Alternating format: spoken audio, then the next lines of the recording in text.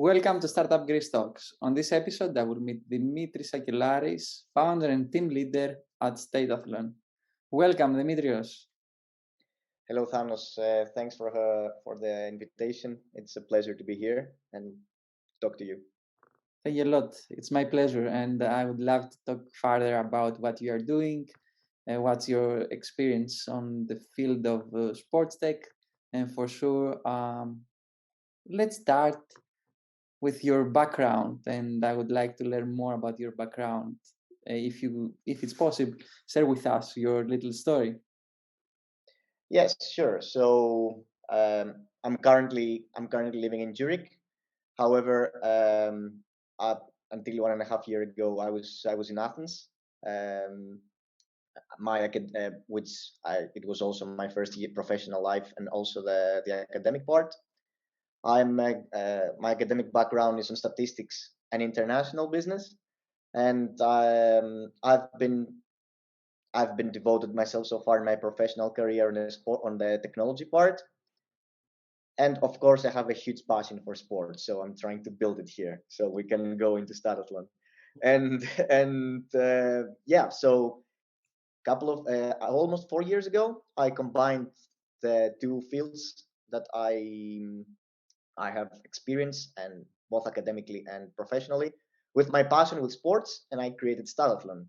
So this is very long story short, actually, my background so far.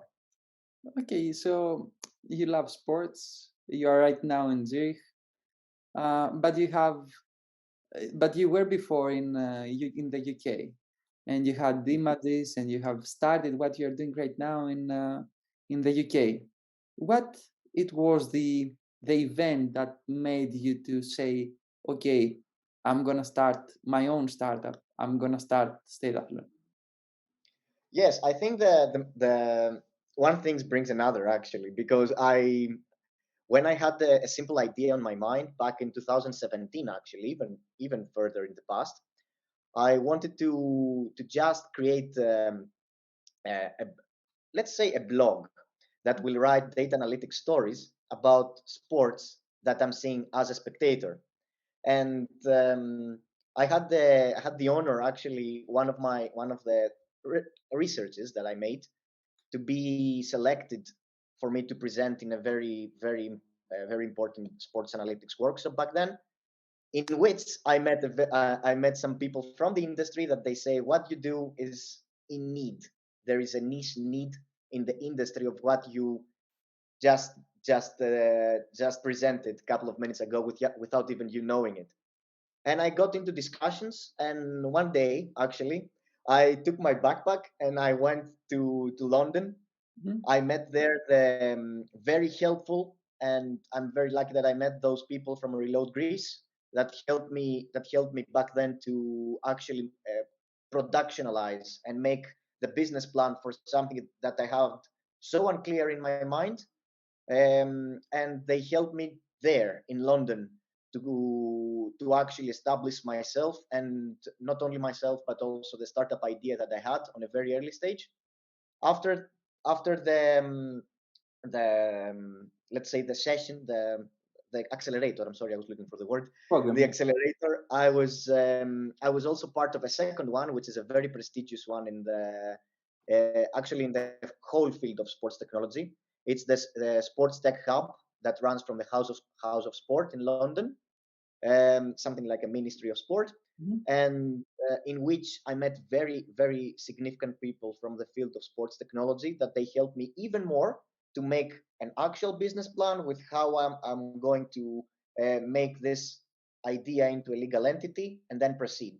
And the final step, there was a third experience of me in London in Hype Accelerator, which is the best accelerator in sports technology and analytics in the world, in which we Statathlon graduated in May of 2019, and in which actually not only the legal entity was being created, but also we found very interesting projects back then in several actually places around Europe. So this is the difference. This is the third journey of the first period of life of Statathlon. Okay, so Statathlon born in the UK, and you made your first steps in the entrepreneurship world back there. Um, Tell us what is Statathlon and what is exactly your startup. Yes. So I liked sports. I still like them. So I started to be engaged with sports while the huge financial takeovers got place in the European football. Mhm. Chelsea was bought by Abramovich, or Qatar had the investment in Manchester City, etc. So the gap, the financial gap between different clubs, got huge. So the rest of the teams need to find a multiplier effect to cover that gap without spending a lot of money. And in order to do that, they need to utilize the data they have and they gather every day. The situation is that some of the teams are data overload. They gather so much data and they are unable to utilize because they are coming from different sources. That's the first scenario. And the second scenario is the teams that they don't even gather data. And by teams, I mean sports organizations in basketball and football, the two sports industries that we are actually been engaged so far. So Statathlon actually helps the sports clubs to creating this multiplier effect, utilizing the data, creating a single database, and then creating, as we call it, a decision management tool that helps the coaches take secured and more precise decisions in the three most important topics in sports, especially team sports. The first one is the better performance, of course. Second, so they can achieve their goals. Secondly, is to prevent injuries. Very nice scenarios here to discuss if you That would is like. And the important. third part is the recruitment, the transfers. Mhm. So this is the three areas that Statathlon actually provide value. Great. And what's the product that you have developed so far? Yes. So the product is that tool that I mentioned, the decision management tool, which is a series of reporting Mhm. that it's the front end, of course, so that how the coaches want to see the data they would like.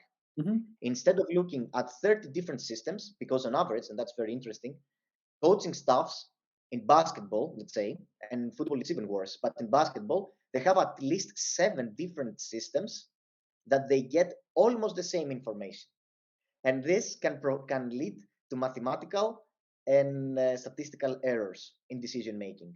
So what we do is that we get access on these apps, let's say, and we take them into one database inside the sports organization, and we create targeted reporting to each of the coaches.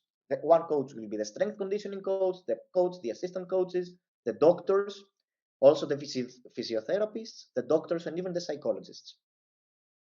Okay, All of them are getting targeted information. data, I think it's a notion of data that people like this has to, um, let's say, to process and get the decisions. So how you manage them and what are the technologies that you're using in order to make it work? Yes. So first of all is to find to talk with each of the coaches. It's a lot of discussions with the business. It's sports is a business that it's not so modern. So you need to go and talk and try to extract information of what they would like to see and how they solve the problem now. Okay. After we gather the requirements, we say, okay, for this exact information, for this exact insight, we need this kind of data. Does the team gathers this data? If yes, we fetch it and then we visualize it as the coach wants to have it in order to quickly grasp the insight, because the time in coaching life is very short. You need to have exactly the information you would like to see in front of you. And if the team does not have this, we sit down with the team, with the management, and we say, okay, you need to get this type of data, and this is the potential solutions. And when we And when we get this data, we follow the strategies that I just mentioned. So this is on a very high level. Of course, I'm not using technological terminology here. What this is how we are handling each situation so far. So do the customers are looking for you, or you have um, to to ping them in order to understand? Do they know that they need data in order um, to manage their teams? Do they find value in what you are doing? Are they aware about what you are doing, or there are other agencies that they are covering the need of how they can make some decision out of the data that they have already? Okay, so of course there are systems right now available that if you look at them individually, you can get insights. Mhm. The problem is that but if you have many of them, It's not that compliant. they have similar information may be contradicting. Mhm. So this is the first part. They can be covered, but they are not covered at all because there is too much information that they have in front of them. Most of the, let's say, high profile teams. Okay, that's the first part. The second part is so they are aware of the bit of the need, and they try to cover it by using the word that it's very common, especially in basketball, which is called stats. Mhm. So they use descriptive analysis, let's say, to Mhm. get to take decisions. For example, 3 point percentage in basketball can show if a person is a good shooter or not. It can show something, but it's not statistically significant. You need to be more precise to see what's the effectiveness of each player when he shots a 3 point and under which circumstances. This cannot be answered if you don't have a specific access to data. Sports, as I mentioned before, is a very niche and very, let's say, individual part of business, because many people are, I think, one of the most of the industries that the people there and the stakeholders trust is more their guts, so, and their minds and their experiences. They don't they look at data, but if they don't get exactly what their mind says, they might be hesitant to follow it. And in order to break that, you need A, to ping them a lot, and B, to have a easy to grasp information in front of them, and slightly and step by step lure them into sports analytics world. This was by in the whole industry, actually there are companies that they try to impose that, Mhm. and this, especially in basketball, they leads to lack of trust from the teams to the companies that they say that they do data analytics by data. So it's a case by case scenario. In our case, we have to knock many doors and talk to many people so we can be heard. And when we are heard, we step by step try to convince them and show them the value that we can have and we can add, I'm sorry, to them directly. So this is my answer to your questions. Okay, so you have already some customers on board, and you have some successful implementations of your technology. Could you share some with us? I can, yes, some of them. On basketball, I think the most prestigious partnerships we had so far is with the Greek National Federation in the World Cup of 2019, Eurobasket 2021, and we are very proud that we have renewed our partnership for the upcoming tournaments, and also the Italian Basketball Federation for the World Cup 2019 again, and also some European Champions winners and elite academies. I'm very happy about the portfolio we have so far in basketball, and of course can be better. I hope we continue this way. And on football, we just expanded actually. We had back in 2018 a Mhm. very interesting POC with Bayern Leverkusen in Germany, but now we have expanded our actual services by signing a multi-year contract with a very high prestigious team of Athens. Mhm. So this is actually our steps in our portfolio so far in terms of client partnerships.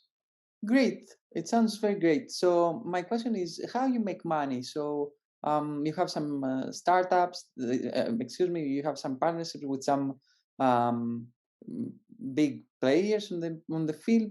How does your startup make money? Mhm. So the first part is by answering straightforward to your question is by a subscription.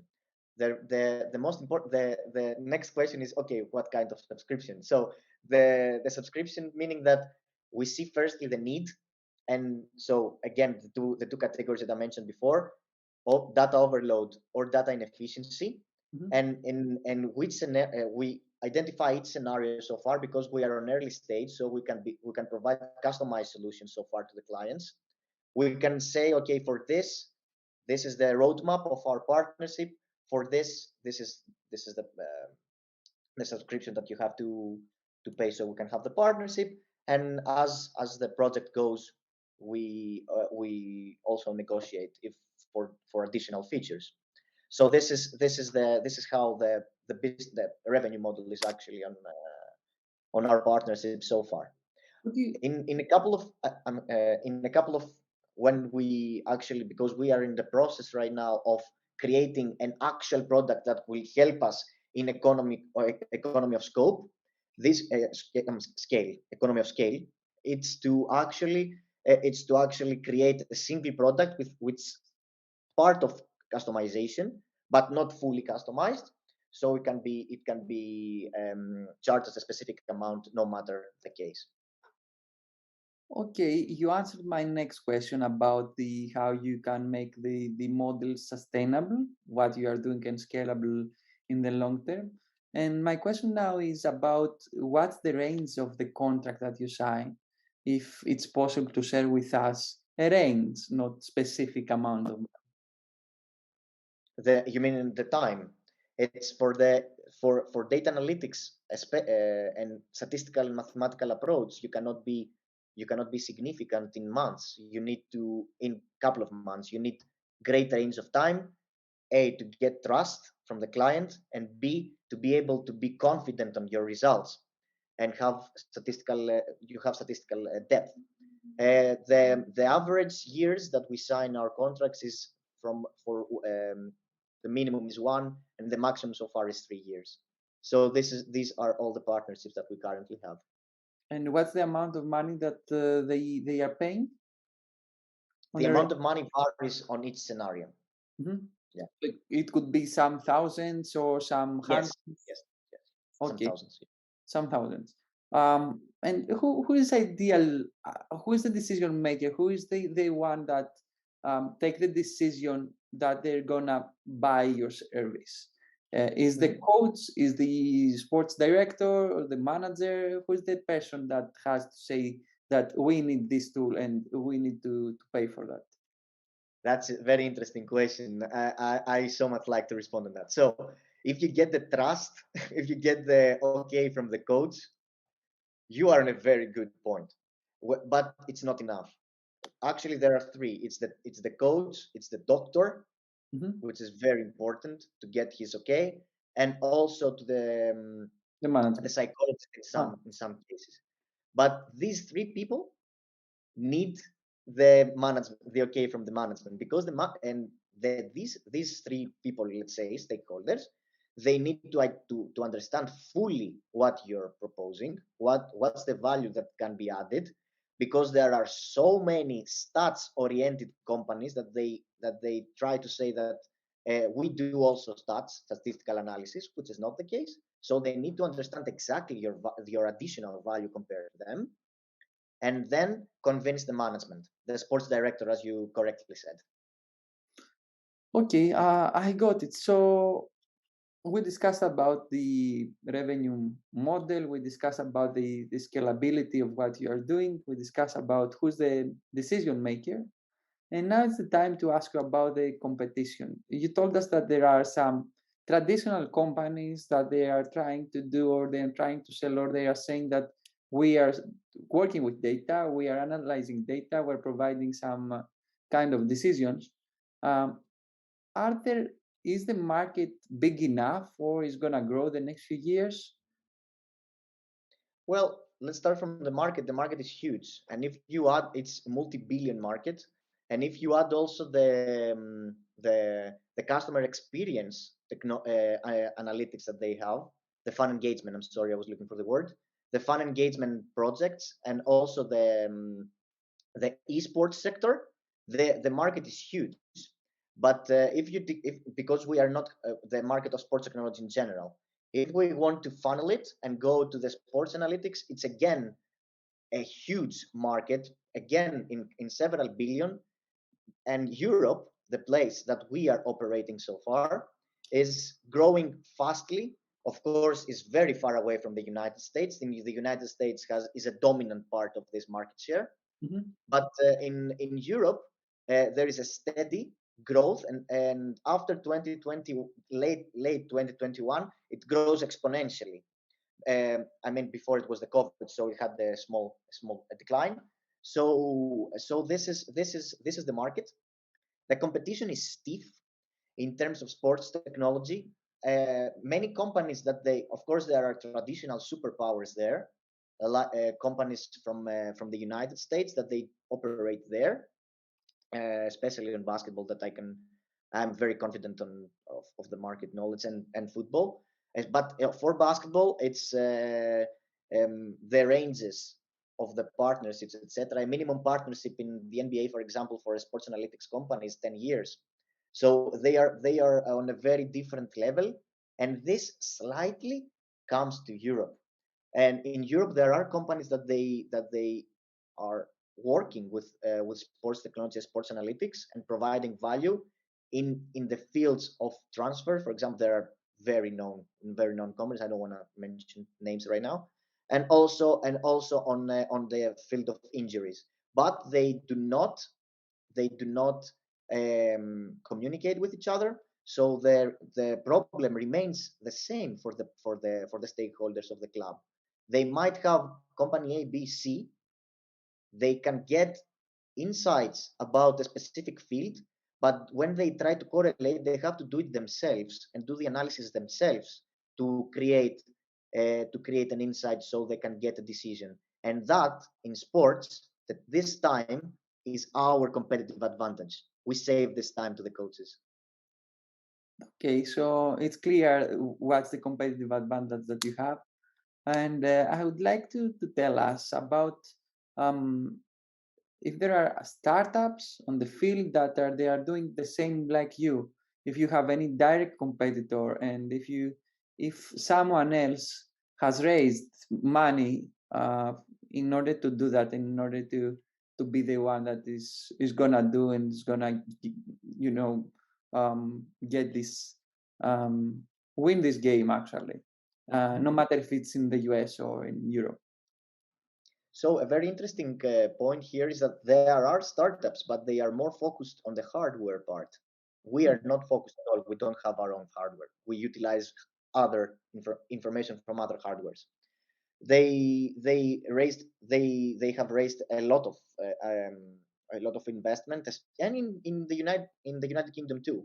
I know several of them that they try, for example, to imitate, let's say, Hawkeye in tennis, and they try to using cameras or specific hardware Track. in the boot when we're talking about football, or in the shirt when we're talking about basketball, um, for statistical approach.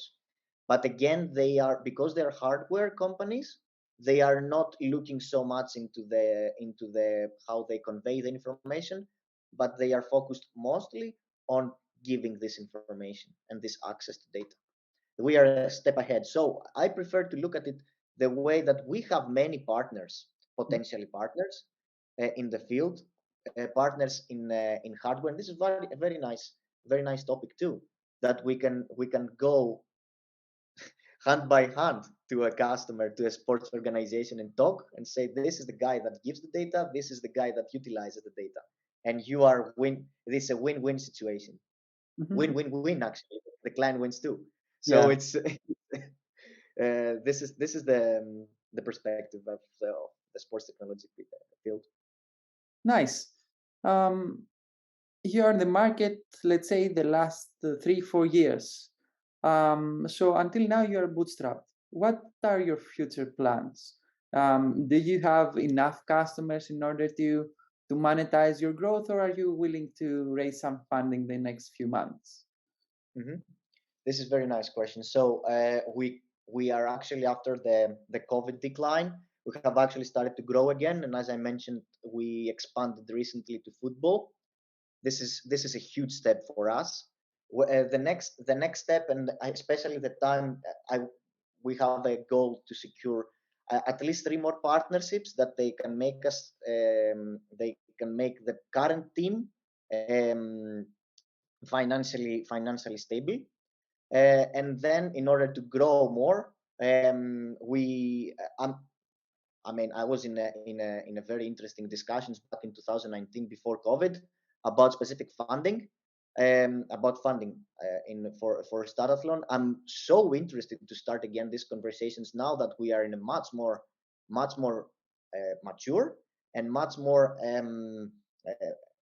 much better situation in terms of client relationships.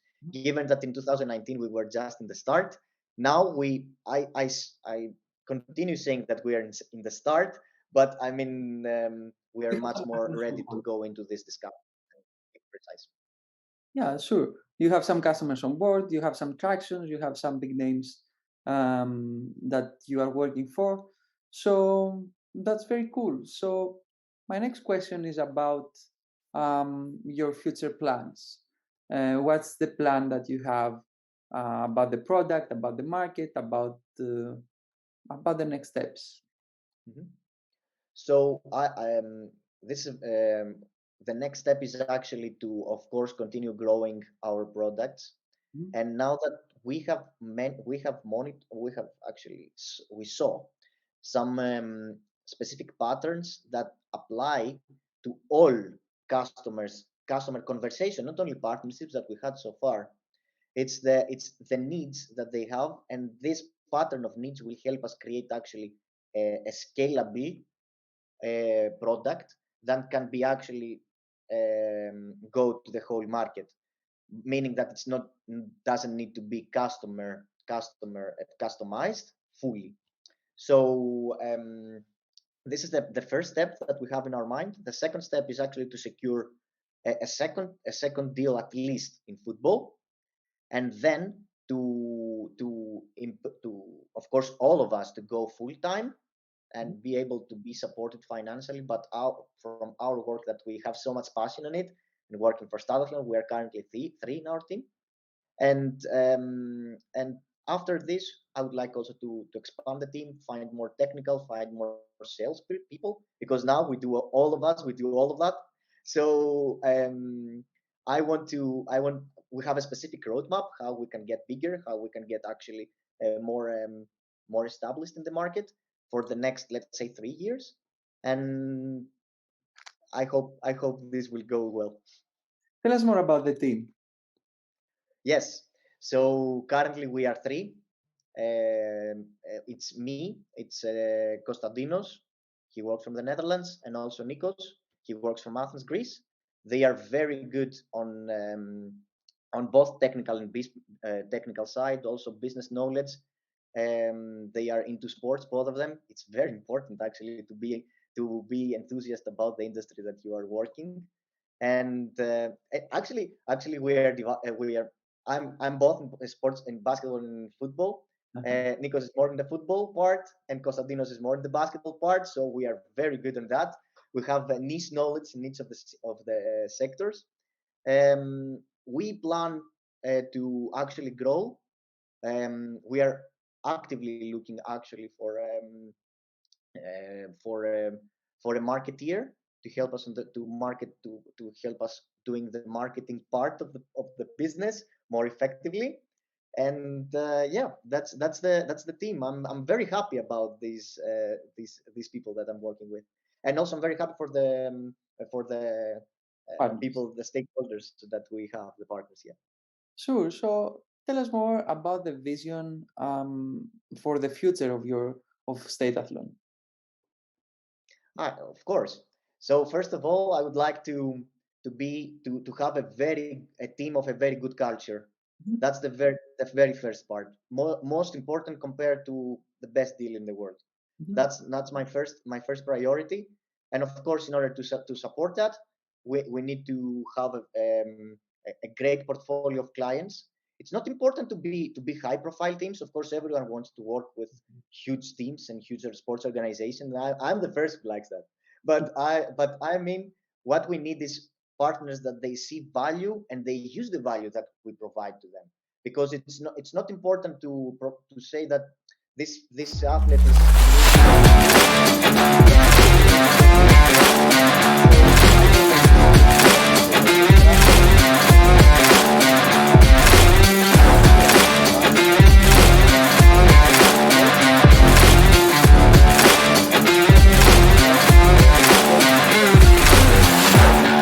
revenue-wise company that will actually continue providing value in sports.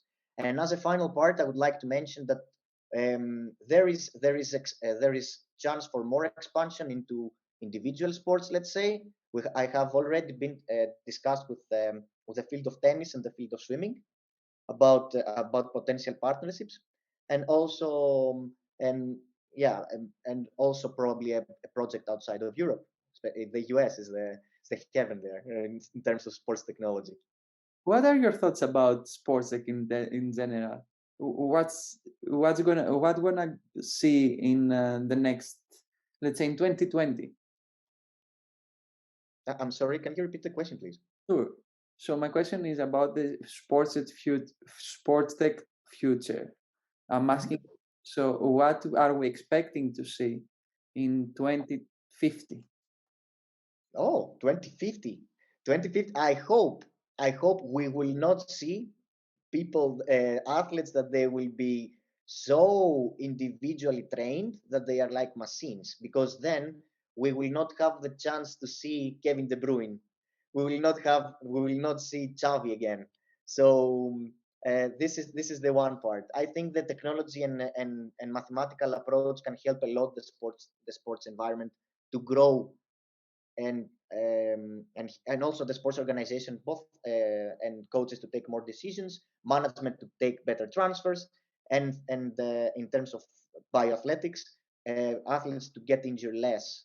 I think this is the most important part in my opinion, because I, I believe a lot that the most important factor is to be healthy and always know what is the best conditions that you can thrive. And I think technology and sports technology can help you actually find the exact conditions that you can perform better. And I hope in 2050, correct, the each athlete will have a customized solution on finding, based on his personality, without changing his approach of game, which conditions are matching to his play style and his body, so he gets injured less and perform better.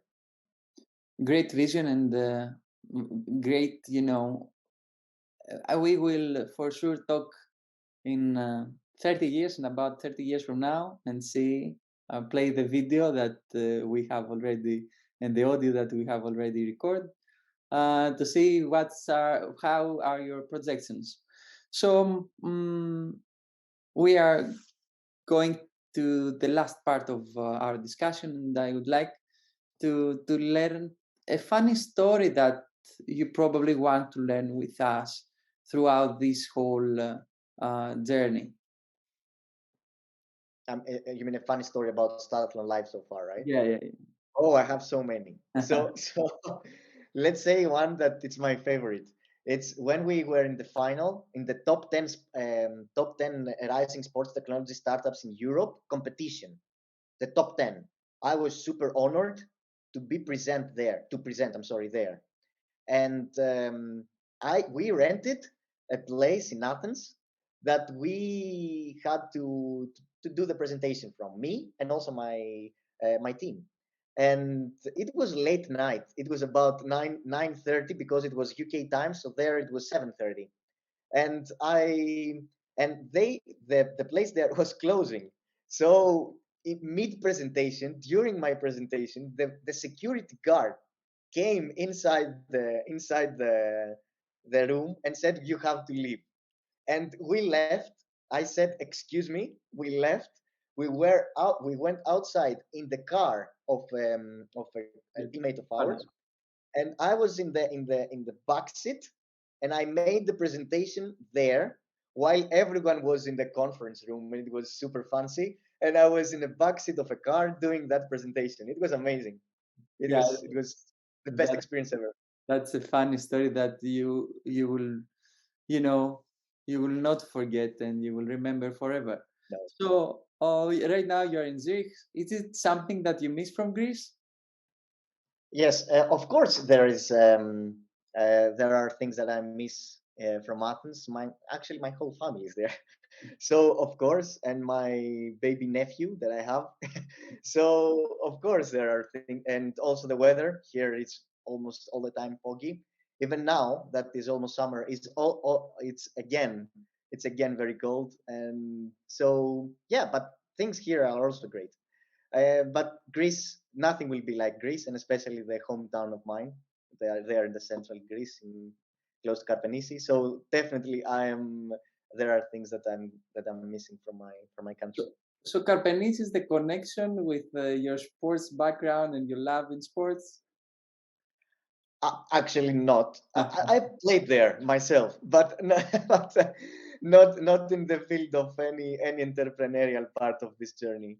But it helped me a lot to continue my passion for the sports a lot. So, which sport do you love? I'm a huge fan of football and basketball, but I would put first football. Because before you told us about your partners and what they love, each one of them, but you didn't tell us about you. So great to know. And Yes. in order to wrap up this conversation, I would like to share with us your favorite quote. Oh, great. A favorite quote is actually I don't remember, unfortunately, the person who said it, but congratulations to that person. So it's that success comes with the combination of persistence and opportunity. And I first of all thank you for this opportunity to talk to you today. And so I think it's every successful project needs to be persistent because there are many adversities. In my case, there are dozens, thousands of adversities, and I'm sure for all startup projects, of course. And also, but the opportunities will come, and as they came from me, and I hope they will still come. They are a critical part for a successful project and a successful endeavor in the field of entrepreneurship. Yeah, life of a startup founder has too many ups and downs. It's like a roller coaster. Uh, but Yeah, yeah, definitely. it's something that if you love it, I mean, you stay in love with that and you love the ups and downs and you are okay with that. So, It's the Dimitrios, part of fun, right? It's the yeah, part of the fun. it's Yeah, the yeah. part of the fun, exactly. If you could say fun, but okay, let's say that's fun. So, Dimitrios, thanks a lot for your time, for the interview that we have today. And I would like to wish you best luck with what you're doing. And remember our appointment. Oh yeah, sure. First of all, thank you very much for the invitation and for this discussion that we had. It was very nice. And of course, I'm not forgetting our appointment in 2053, right? Yeah, So 30 years from now. about 2050. Okay. All right, 2050 because I cannot in 2053. Okay, okay, We great, have great. still dates open. Eh? Yeah, yes, exactly. Okay, Good, that's great. So, great. thanks a lot.